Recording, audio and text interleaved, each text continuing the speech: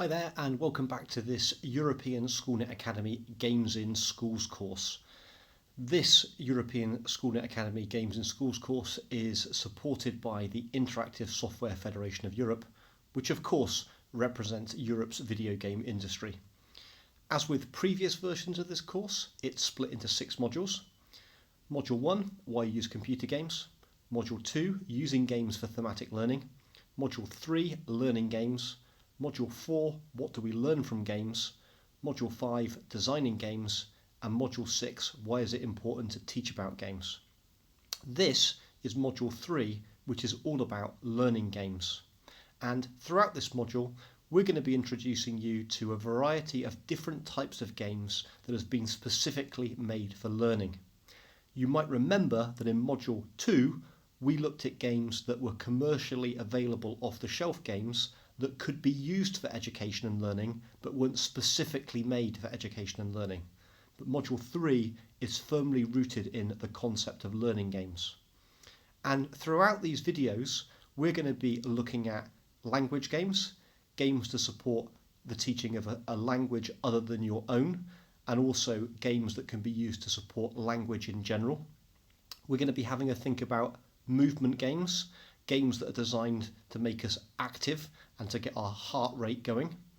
We're going to be thinking about cognitive games, sometimes called brain training games, ways that we can improve our cognitive ability.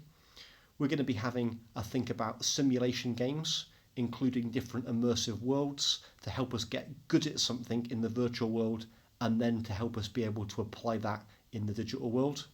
And the last video in the series will just be some examples of other things that you can do to take things further when it comes to learning games. One warning that I want to make right at the start of this unit is that there are lots and lots of educational games out there that, to be honest, are not very educational. They're actually pretty bad. They might look nice and children might tolerate them, but they're not very educational. And one of the reasons for that, of course, is that quite often when we build education games, they're built by games designers but not educationalists, which means they look good, but practically they're not really good for developing learning outcomes. Or the reverse of that, of course, is that they're built by educationalists, but because they're built by educationalists, the learning content might be good, but the challenge behind it is, of course, the game isn't immersive and it isn't captivating for the children. So I really believe that the best types of learning games are learning games when you combine a whole group of people that have got a really mixed skill set, both educationalists, psychologists, and of course games designers and the children themselves. So really looking forward to working with you in this module. At the end of each of the little videos, I'm going to be setting you a small tasks to do, and all of the tasks linked into this unit will be for you to go away and to explore one of the types of games that I've mentioned during the video. So I might ask you to go away, for example, and to have a look at a cognitive game or a movement game or a language game.